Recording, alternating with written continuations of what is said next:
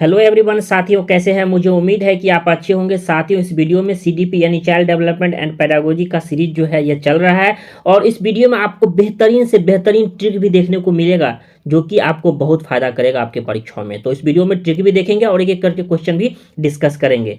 पहला है, कौन सी विशेषता प्रतिभावान शिक्षार्थियों की है? तो क्या पूछा जा रहा है? आपसे पूछा जा रहा है पहला क्वेश्चन प्रतिभावान। यह क्वेश्चन आपके परीक्षाओं में 3 बार आए हुए हैं। तो कहता है कौन सी विशेषता प्रतिभावान क्या है? ये विद्यार्थियों की बात कर रही है। कौन सी यह विशेषता क्या है? यह है। कौन सी विशेषता प्रतिभावान छात्रों की है?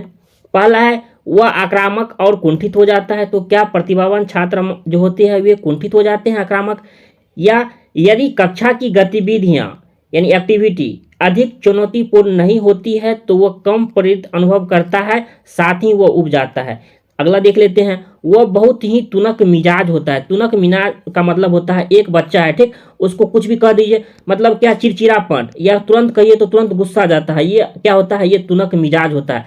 तो सीटेट में देखा गया है शब्द का खेल होता है। फिर यहाँ सोचने लगेंगे कि तुनक मिजाज क्या होता है, तो यही होता है कि तुरंत गुस्सा करने वाला। तो प्रतिभावान छात्र जो होते हैं वे तुरंत गुस्सा, ऐसा नहीं होते हैं कि तुरंत गुस्सा आ जाते हैं।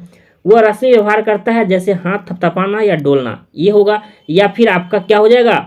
कहता है यदि कक्षा की गतिविधियां अधिक चुनौतीपूर्ण नहीं होती है तो वह कम प्रेरित अनुभव करता है, साथ ही वह उब जाता है। कहने का मतलब है, क्या बच्चों को एक ही चीज अगर बार बार पढ़ाइएगा तो सही मायने में वो बच्चा क्या करेगा? उसका कम प्रेरित होगा और अनुभव करेगा, साथ ही वो बच्चा उब जाएगा। तो बच्चे को ऐसा नहीं है कि मतलब अगर उसके अगर जिस बच्चे को अगर मान लीजिए ये चीज आ रहा है, मतलब जोर आ रहा है, तो उसको क्या घटाइए, घटाओ सिखाइए, फिर गुना सिखाइए, फिर आपको भाग सिखाइए। अब रोज उसको जोरे सिखाइएगा तो वो उब जाएगा ना। तो वही अधिक चुनौतीपूर्ण अगर नहीं होती है तो वह कम प्रेरित अनुभव करता है, साथ ही वह उब जाता है। तो इस प्रकार ऑप्शन नंबर बी जो देख पा रहे होंगे यह आपका क्या हो गया? यह आपका करेक्ट हो गया। तो ऐसे ही परीक्षाओं में भी सॉल्व करना है। अगला क्वेश्चन है, एक शिक्षिका अपनी प्राथमिक कक्षा में प्रभावी अधिगम को बढ़ा सकती है। क्या पूछा जा रहा है आपसे?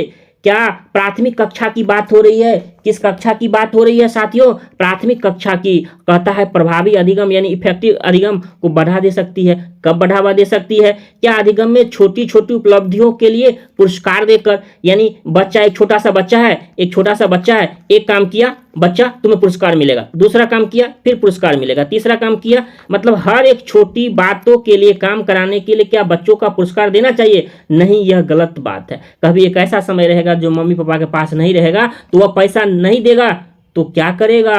वह काम नहीं करेगा। तो इसीलिए हर एक छोटी बातों उपलब्धि के लिए बच्चों को पुरस्कार नहीं दिया जाना चाहिए। या ड्रिल या अभ्यास कराकर, एक ही चीज को बार बार अभ्यास कराकर, क्या, या अपने विद्यार्थियों में प्रतियोगिता को प्रोत्साहन देकर। या चौथा क्या कहता है, देख लीजिए चौथा क्या कहता है। चौथा कहता है विषय वस्तु को विद्यार्थियों के जीवन के साथ संबंधित करके। जब भी आप या तो सीडीपी बनाएंगे या कोई भी आपका जब सीटेट में देखेंगे, जब भी किसी प्रश्न में कहे विद्यार्थियों के जीवन के साथ संबंधित करके, यानी उसके रियल लाइफ से जोड़कर जब भी ऑप्शन में बताया जाए तो हमारा ये ऑप्शन सबसे बेस्ट होता है। उसमें भी बात क्या कर रहा है? प्राथमिक कक्षा के प्रभावी अधिगम को कब बढ़ा सकता है? तो विषय वस्तु जो पढ़ता है उसको क्या विद्यार्थियों के रियल लाइफ से जोड़कर, जैसे अगर पढ़ा रहे हैं, क्या पढ़ा रहे हैं? अगर खाना के बारे में पढ़ा रहे हैं, अच्छा बच्चों आपने आज क्या खाया? तो आज मैंने ये खाया, अलग अलग बच्चे ये बोलेंगे। तो मतलब बच्चों के रियल लाइफ से जब जोड़कर सिखाते हैं तो बच्चा अधिक समझता है। ऑप्शन नंबर हमारा क्या हो जाएगा? डी हो जाएगा। अगला क्वेश्चन जैसा कि साथियों स्क्रीन पर देख पा रहे होंगे, जिसमें कहता है, क्या कहता है, बच्चों के बारे में निम्नलिखित कथनों में से कौन सा सही है? ऐसे जो देख पा रहे होंगे यह आपके 3 से 4 नंबर प्रश्न जो है ऐसे आने लगे हैं आपके ऑनलाइन परीक्षाओं में। ऐसे ही प्रश्न आएंगे 3-4 नंबर, तो उसको कैसे सॉल्व करेंगे इसका ट्रिक भी जान लीजिए, ठीक ना। कहता है कौन से कथनों में सही है? तो क्या देखेंगे? सही है, सही की बात हो रही है, क्योंकि कभी ऐसा पूछा सकता है कौन सा गलत है। कहता है बच्चे जानकारी के निष्क्रिय प्राप्तकर्ता होते हैं। गलत बात है, बच्चे जानकारी के सक्रिय होते हैं। ऐसा नहीं होता है बच्चा निष्क्रिय होता है, कुछ नहीं सीख सकता है। दूसरा कहता है, तो ए हट गया, तो देखिए ऑप्शन में कैसे छांटेंगे, ठीक ना। जैसे ए कट गया तो ए इसमें है, यह काट दीजिए। क्या काट दीजिए, काट दीजिए। फिर एक इसमें है, काट दीजिए। ठीक, अगला देख लेते हैं। देखिए डी में है एक, ये है। इससे क्या होता है, समय बचता है। जब भी देखे, क्या देखे, एक 100% आपको लग गया कि नहीं यह गलत है, तो देखिए ऑप्शन में बनाने का तरीका है। ऐसे ऑप्शन को पूरे पढ़िएगा तो आपको 2 मिनट लग जाएगा, फिर सोचिएगा तो क्या होगा, 10 सेकंड में आप इसका जवाब दे सकते हैं। जब आपको लगा नहीं फर्स्ट जो है 100% गलत है, तो देख लेंगे ऑप्शन में ए, चलो ये नहीं होगा, चलो इसमें ए है, नहीं होगा, चलो इसमें ए नहीं है, तब होगा क्या, ये होगा। तो ऑप्शन, ये मैं ट्रिक बता रहा हूं, ये जो मैंने बताया ट्रिक बताया, और क्वेश्चन को भी ऑप्शन को भी समझते हैं। बच्चे समस्या समाधान करता होते हैं, सही बात है। बच्चे जो है ये समस्या क्या करते हैं, समस्या समाधान करता होते हैं। बच्चे वैज्ञानिक शोध करता होते हैं, जैसा जिन प्याजे महोदय ने कहा, क्या बच्चे नन्हे वैज्ञानिक होते हैं। साथ ही बच्चे पर्यावरण के सक्रिय अन्वेषक होते हैं। क्या सक्रिय की बात हो रही है, निष्क्रिय की बात नहीं हो रही है। तो क्या हो जाएगा, 2 भी सही है, 3 भी सही है, 4 भी सही है, तो 2 3 4 क्या हो जाएगा। देखिए इतना देर ये पढ़े, ये पढ़े, ये पढ़े, अभी पढ़ना है, अभी क्या करना है, अभी समझ को यानी आपके कौशल को बढ़ाना है। अच्छा ऐसा हो सकता है, तो कैसे टिक लगाएंगे, तो आप समझ गए। देखिए कि पहला नहीं होगा तो चुपके से क्या करना है, पहले को काट देना है, दूसरे को काट देना है, हमारा ये डी को काट देना है, जिसमें ए आ गया है। तब देखिए अच्छा चलो ए हो गया, तो उससे क्या होगा, आपको परीक्षाओं में जल्दी आप इसे क्या कर सकते हैं, सवालों को सॉल्व कर सकते हैं। यह बेहतरीन क्या है पता है, यह बेहतरीन ट्रिक है जो आपको जल्दी नहीं मिलेगा। तो ऐसे आप बना सकते हैं आसानी से। बहुत ऐसे सवाल जो 3-4 नंबर रहते हैं ना, तो आपको मुश्किल से 1 मिनट में बना लेंगे, 2 मिनट में 3-4 क्वेश्चन। यह ट्रिक होता है, ठीक ना। अगला क्वेश्चन जैसा कि देख पा रहे होंगे, जिसमें कहता है, क्या कहता है, विद्यार्थियों में संप्रदात्मक विकास को प्रोत्साहन देने के लिए निम्नलिखित में से कौन सी विधि प्रभावी है। क्या पूछा जा रहा है, कौन सी प्रभावी इफेक्टिव है, यानी पॉजिटिव की बात कर रही है। एक एक करके देखेंगे। पुराने संप्रदाय से किसी संदर्भ के बिना नए संप्रदाय को अपने आप समझ जाना चाहिए, या फिर याद करने के लिए कहकर विद्यार्थियों के गलत विचारों को सही विचार में बदलना, या फिर कहता है विद्यार्थियों को, क्या कहता है, विद्यार्थियों को बहुत से उदाहरण देना तथा उन्हें तर्क शक्ति का उपयोग करने के लिए प्रोत्साहित करना। यह आपका बेस्ट हो जाएगा। क्यों, जिसमें कहता है, क्या कहता है, विद्यार्थियों को बहुत से उदाहरण देना, साथ ही साथ उन्हें तर्क शक्ति सोचने समझने की विकसित करना, साथ ही क्या कहता है, उन्हें प्रोत्साहित करना, उन्हें उत्साहित करना। तो इसमें क्या पूछा जा रहा है आपसे, कौन सी विधि क्या है आपका प्रभावी की बात हो रही है। जब आप ऑप्शन नंबर सी को पढ़ेंगे, ऑप्शन नंबर सी को पढ़ेंगे, तो विद्यार्थियों को बहुत से उदाहरण देना, ऐसे ऑप्शन आप टिक लगा सकते हैं। साथ ही क्या कहता है, एक बात तो ये हो गया, दूसरा है और उन्हें तर्क शक्ति का उपयोग करना, ठीक, उसके बाद उसको प्रोत्साहित करना, यानी उसमें कितनी पॉजिटिव बात हो रही है, यानी ऑप्शन नंबर सी जो होगा यह आपका करेक्ट होगा। ऐसे भी आप देखेंगे ना, तो प्रैक्टिस करेंगे तो आपको क्या हो जाएगा, सवाल को आप क्या कर सकते हैं, चुटकियों में सॉल्व कर सकते हैं। अगला क्वेश्चन जैसा कि देख पा रहे होंगे, कहता है प्राथमिक विद्यालय के बच्चे उस वातावरण में क्या है, सबसे प्रभावी ढंग से सीखेंगे। कब प्रभावी ढंग से सीखेंगे, जहां उनकी संवेगात्मक, ठीक ना, आप संवेग पढ़े होंगे, भय, क्रोध, घृणा, ये सभी आवश्यकताओं की पूर्ति होती है और ये अनुभव करते हैं कि वे महत्वपूर्ण है। अगले देख लेते हैं, जहां शिक्षक एकाधिकारवादी होते हैं और स्पष्ट आदेश देते हैं कि क्या किया जाना चाहिए। ऐसा नहीं होता है कि एक टीचर जो है आदेश देगा कि नहीं ऐसा होना चाहिए, एकाधिकारवादी होना की बात कर रहे हैं। जहां मूल रूप से बच्चों को पढ़ने लिखने और गणित की संज्ञानात्मक कुशलताओं पर ही ध्यान दिया जाता है। क्या बताया था मैं साथियों, ही केवल को दर्शाता है और केवल जो है एक पक्ष को जोड़ देता है। तो जो एक पक्ष को जोड़ दे वो पॉजिटिव वाले में नहीं होते। उसमें कहता क्या है, जहां मूल रूप से पढ़ने लिखने और गणित की संज्ञानात्मक कुशलताओं पर ही ध्यान जाता है, ध्यान का केंद्र होता है और बल दिया जाता है। ऐसा थोड़ी ना होता है। अगर मान लीजिए बच्चों को व्यवहारिक सीखना है, बच्चों को दूसरा सीखना है, तो क्या कहता है, सिर्फ पढ़ना लिखना और गणित की संज्ञानात्मक क्या तीनों भी पर जोर दिया जाता है, तो ये बात भी गलत हो जाएगा, ये भी गलत हो जाएगा। अगला है, जहां शिक्षक के सारे हमारा अधिगमों में आगे होता है और विद्यार्थियों से निष्क्रिय रहने की अपेक्षा करता है। अच्छा, टीचर निष्क्रिय रहने की क्यों अपेक्षा करेगा, टीचर तो ये चाहते हैं कि मेरा बच्चा क्या हो, मेरा बच्चा क्या हो, मेरा बच्चा एक्टिव हो, यानी सक्रिय हो, जो कि यह भी नहीं होगा। तो होगा क्या, ऑप्शन नंबर ए, जहां उनकी संवेगात्मक हमारा आवश्यकताओं की पूर्ति होती है, साथ ही वे अनुभव करते हैं कि वे महत्वपूर्ण है, यानी ऑप्शन नंबर ए जो देख पा रहे होंगे यह साथियों, आपका यह करेक्ट हो जाएगा। अगला क्वेश्चन जैसा कि साथियों स्क्रीन पर देख पा रहे होंगे, यह क्वेश्चन भी आपके परीक्षाओं में, मैंने बताया ना क्या, ऐसे प्रश्न जो ABC करके आपको 3 से 4 नंबर प्रश्न रहते हैं, तो ऐसे ही उसको क्या करेंगे, आप उसे अच्छे से सॉल्व कर सकते हैं, ऐसे प्रश्न आपको देखने को मिलेगा। ऐसे ही ट्रिक से भी बनाएंगे उसको भी। एक बच्चा खिड़की के सामने से एक कौवे को उड़ता हुआ देखता है। बच्चा किस खिड़की के पास है, कहता है एक कौवे को उड़ता हुआ देखता है और कहता है एक पक्षी, क्या कहता है, एक पक्षी। इससे बच्चों के विचार के बारे में आपको क्या पता चलता है। कहता है बच्चे की स्मृतियां पहले से भंडारित होती है। दूसरे पढ़ लेते हैं, बच्चों में पक्षी का प्रत्यय विकसित हो चुका है। बच्चों ने अपने अनुभव बताने के लिए भाषा के कुछ उपकरणों का विकास कर लिया। देखिए क्या कहा, कौवे को देखा तो कहा एक पक्षी, तो क्या है, स्मृतियां पहले से भंडारित है कि अच्छा ऐसा कौवा होता है।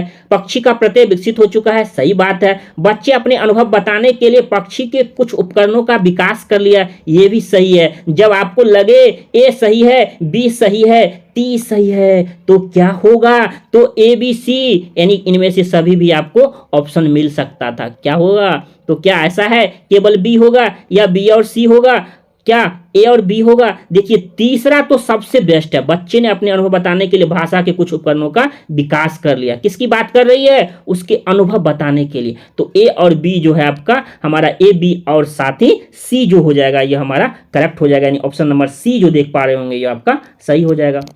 अगला नंबर क्वेश्चन जैसा कि आप साथियों स्क्रीन पर देख पा रहे होंगे, जिसमें कहता है, क्या कहता है, कोई शिक्षिका कहता है कोई शिक्षिका अपने विद्यार्थियों से को क्या कहे कि उन्हें भीतरी प्रेरणा के साथ कार्य करने के लिए प्रोत्साहित, क्या भीतरी प्रेरणा का मतलब होता है आपका क्या होता है, ये आंतरिक प्रेरणा की बात कर रही है। किसकी, आंतरिक। देखिए सीटेट में क्या है शब्दों का, आप कहिएगा भीतरी प्रेरणा क्या होता है, भीतरी अंदर की प्रेरणा होती है, आंतरिक प्रेरणा होती है, ठीक ना, क्या होती है आपकी, यह आपकी आंतरिक प्रेरणा की बात हो रही है। तो कहता है क्या उन्हें प्रोत्साहित किया जा सकता है, किस प्रकार की भीतरी हमारा आंतरिक प्रेरणा के साथ कार्य करने का मौका की। तो इसमें कौन सा देखेंगे, चलो उसे करने से पहले समाप्त कर लो।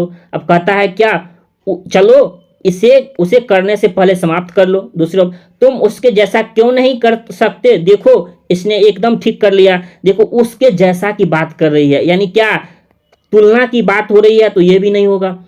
काम जल्दी पूरा करो, तुम्हें एक ट्रॉफी मिलेगा। अच्छा, हर एक बात के लिए आपको ट्रॉफी दीजिएगा, हर एक छोटी काम के लिए। देखिए जब आप ऑप्शन नंबर डी को पढ़ेंगे तो देखिए अगर आप ही को कोई कहे बाबू तुम इसे कर लो ना, तुम इसे कोशिश करो, तुम सीख जाओगे, तो क्या करेगा, आपको अंदर से मोटिवेशन मिलेगा, अच्छा हम कर सकते हैं, तो कोशिश करो तुम सीख जाओगे। नहीं, जैसे मम्मी भी आपको कहती हैं बेटा ये काम कोशिश करो ना तुम सीख जाओगे, तो क्या लगता होगा, अच्छा एक बार किया, 2 बार किया, 3 बार किया, मैंने तो कोशिश किया लेकिन क्या हुआ, मैं सीख गया। तो कभी मम्मी पापा भाई बहन से आप सुनने को मिलते होंगे, आप सुनते भी होंगे कि अच्छा बाबू तुम क्या करो, ये काम कर लो, इसे करने की कोशिश करो। देखिए इसमें कुछ अच्छा लग रहा है ना आपको, तो ये ऑप्शन क्या हो जाएगा, यह करेक्ट हो जाएगा। यानी तुम कोशिश इसे करने की, कोई भी काम करने की कोशिश करो, तुम क्या करोगे, तुम उसको सीख जाओगे। यह आपकी क्या होती है, भीतरी प्रेरणा यानी आंतरिक प्रेरणाओं को प्रोत्साहित करती है। तो ऑप्शन नंबर हमारा क्या हो जाएगा, डी हो जाएगा। देखिए साथियों, अगर यह सेशन अच्छा लग रहा है तो सेशन को लाइक जरूर कीजिए, चैनल पर पहली बार आए हैं तो चैनल को सब्सक्राइब जरूर कर लीजिए। अगला क्वेश्चन है, कोई शिक्षिका अपने विद्यार्थियों को अध्ययन के लिए हमारा जो आंतरिक रूप से उत्प्रेरित करने के लिए कैसे प्रोत्साहित कर सकती है, यानी क्या आप अपनाएंगे जिससे बच्चे क्या हो, आंतरिक रूप से क्या हो, प्रोत्साहित हो। आप टीचर हैं तो आप क्या करेंगे, उसे चिंता और डर पैदा करके, ये तो होगा भी नहीं क्योंकि बच्चों को चिंता और डर पैदा कीजिएगा तो और नहीं पढ़ेगा वह। प्रतियोगात्मक परीक्षण करके बार बार तुलनात्मक हो, ये भी नहीं होगा। कहता है व्यक्तिगत लक्ष्य निर्धारित करने, अच्छा तुम्हें टीचर बनना है और उसमें निपुणता पाने के लिए उन्हें मदद करके, ये बात आपको सबसे बेस्ट नजर। चौथा देख लेते हैं, साफ दिखाई पड़ने वाले इनाम देकर या टॉफी देकर, ये भी आपका नहीं होगा, हर एक बात के लिए टॉफी नहीं दे सकते हैं। कहता है व्यक्तिगत लक्ष्य, अगर मान लीजिए किसी बच्चे को डॉक्टर बनना, अच्छा डॉक्टर बनना है, तो क्या करेगा, उसमें निपुणता पाने, अच्छा डॉक्टर बनने के लिए क्या क्या करना पड़ता है, तो उसके लिए आप क्या करेंगे, आप मदद करेंगे। जैसे कोई बच्चे का अगर इंजीनियर बनना है, कोई बच्चे का अगर मान लीजिए आपको टीचर बनना है, तो आपने क्या किया, आपके टीचर या आपके मम्मी पापा ने क्या किया, सबसे पता चला कि नहीं, टीचर को पता चला अच्छा ये टीचर बनेंगे, तो क्या करेंगे, सबसे पहले टीचर ट्रेनिंग, फिर टीचर ट्रेनिंग के बाद क्या करना पड़ेगा, सीटेट पास करना पड़ेगा। तो इसमें क्या करना, उसे निपुणता पाने में मदद देकर, यानी ऑप्शन नंबर सी जो देख पा रहे होंगे ये हमारा करेक्ट हो जाएगा। ऐसे ही परीक्षाओं में आपको सॉल्व करना है, यह बेहतरीन ट्रिकों को अपनाना है और परीक्षाओं में क्या करना है, आसानी से चुटकियों में सॉल्व करते रहना है। अगला है, किसी प्रारंभिक कक्षा में प्रभावशाली शिक्षक का उद्देश्य विद्यार्थियों को उत्प्रेरित करना होगा। तो इसमें किसकी बात हो रही है, प्रभावशाली शिक्षक का उद्देश्य पूछा जा रहा है, क्या विद्यार्थियों को उत्प्रेरित करना होगा। पहला क्या है, सीखने के लिए जिससे वे जिज्ञासु बने और सीखने के लिए ही सीखना पसंद करे। अगला है, रटकर याद करने के लिए जिससे वह प्रत्यास्पण करने की, देखिए जब भी प्रश्न में रटना देखे ना, अगर क्वेश्चन पॉजिटिव है तो काट दीजिए, अगला पढ़ाइए, अगले मतलब ऑप्शन को पढ़िए। दंडनात्मक उपायों के प्रयोग करना, यह भी काट दीजिए। क्या है, इसे क्या होगा, वे शिक्षक का सम्मान करे, तो दंड, तो इसे परीक्षाओं में ऐसे ही सॉल्व करना है आपको। अभी समझ के साथ आप विकसित कीजिए, अपने माइंड को बढ़ाइए, लेकिन ऐसा काम करने के लिए जिससे परीक्षाओं के अंत में वे अच्छे अंक पा सके। ये भी गलत बात है कि आप अंक की बात हो रही है कि नहीं, सब कुछ क्या होता है, परीक्षा ही होता है। लेकिन पहला ऑप्शन को देखेंगे, सीखने के लिए वे जिज्ञासु बने, सही बात है, और सीखने के लिए ही क्या करे, सीखना पसंद करे, यानी ऑप्शन नंबर ए जो होगा यह हमारा करेक्ट हो जाएगा। देखिए अब परीक्षाओं में कैसे सॉल्व करेंगे, रटकर याद करने के लिए जिससे वह प्रत्यास्पण करने में अच्छे बने, तो क्या हमारा रटने पर अच्छे बनाना है, काट देना है उसे। जब भी देखेंगे कि दंड की बात हो रही है, काट देना है। तीसरा कर रहा है कि ऐसे काम करने के लिए से परीक्षाओं में हुए, मतलब ऐसा नहीं है कि बच्चों जो अच्छे अंक आएंगे तो उन्हें अच्छे संस्कारी भी होंगे, ऐसा भी नहीं है कि, तो ऐसा एक मकसद नहीं होता है कि बच्चों के मतलब क्या अच्छे अंक लाना। तो इस प्रकार आपको ऐसे परीक्षाओं में सॉल्व करना है। तो मैं दोनों तरीका बता रहा हूँ, चारों ऑप्शन भी पढ़ना है, साथ ही आप क्या कर सकते हैं, आप परीक्षाओं में कैसे सॉल्व करना है ये भी मैं बता रहा हूँ, दोनों तरह से आप सीख सकते हैं।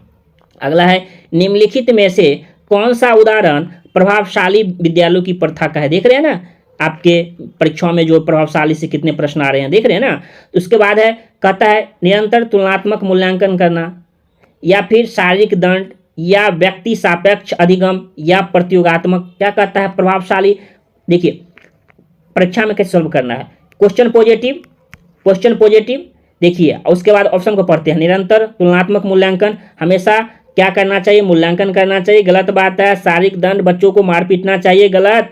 उसके बाद है, हमेशा प्रतियोगात्मक कक्षा होना चाहिए। तो तीसरा ऑप्शन क्या कहता है, व्यक्ति के सापेक्ष अधिगम, यानी बच्चा जैसा चाहता है उसके सापेक्ष, उसके अनुकूल अधिगम, यह सबसे बेस्ट होता है, जिसमें प्रभावशाली विद्यार्थी की हमारा विद्यालय की प्रथा का बात करता है। तो क्या हो जाएगा, तो जब समझना है कि निरंतर तुलनात्मक मूल्यांकन, बच्चों को क्या हमेशा तुलना मतलब करना चाहिए, क्या यह सही बात है, अच्छा ये राम कर सकता है तुम नहीं कर सकते हो, देखो तुम पढ़ता भी नहीं हो, ये भी नहीं करना चाहिए। बच्चों को हमेशा प्रोत्साहित करना चाहिए। क्या बच्चों को शारीरिक दंड मारना पीटना चाहिए, ये भी नहीं होगा।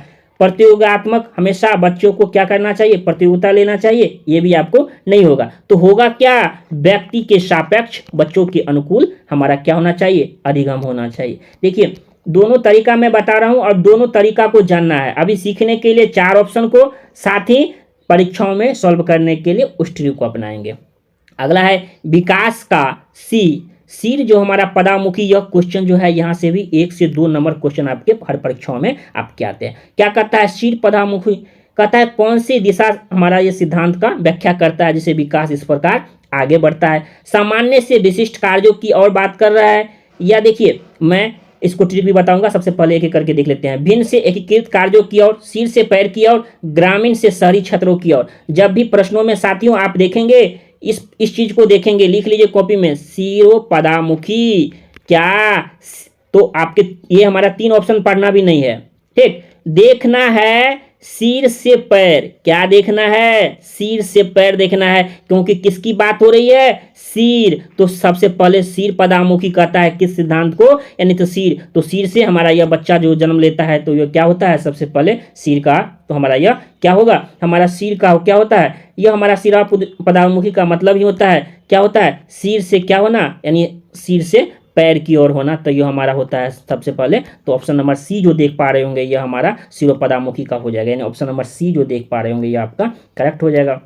अगला क्वेश्चन जैसा कि साथियों स्क्रीन पर देख पा रहे होंगे, जिसमें कहता है भाषा विकास के लिए सबसे संवेदनशील समय कौन सा है। तो क्या पूछा जा रहा है आपसे, संवेदनशील समय, तो आप याद कर लीजिए प्रारंभिक बचपन काल का हमारा जो समय होता है यह हमारा भाषा विकास का सबसे प्रारंभिक बचपन का समय होता है। इस प्रकार साथियों आपने बेहतरीन ढंगों से देखा और समझा। आपको यह सीरीज कैसा लगा कमेंट करके जरूर बताइएगा। साथ ही साथ मैं बताना चाहता हूँ टेलीग्राम ग्रुप का लिंक नीचे दिया गया है, आप इसे जरूर ज्वाइन कर लीजिए। यह सेशन अगर अच्छा लगे तो दोस्तों तक जरूर शेयर कीजिएगा, ठीक ना, दोस्तों तक जरूर शेयर कीजिएगा। अगर आपको वीडियो से थोड़ा भी फायदा लगे तो कमेंट करके आप हमें जरूर बताइएगा। जय हिंद, जय भारत।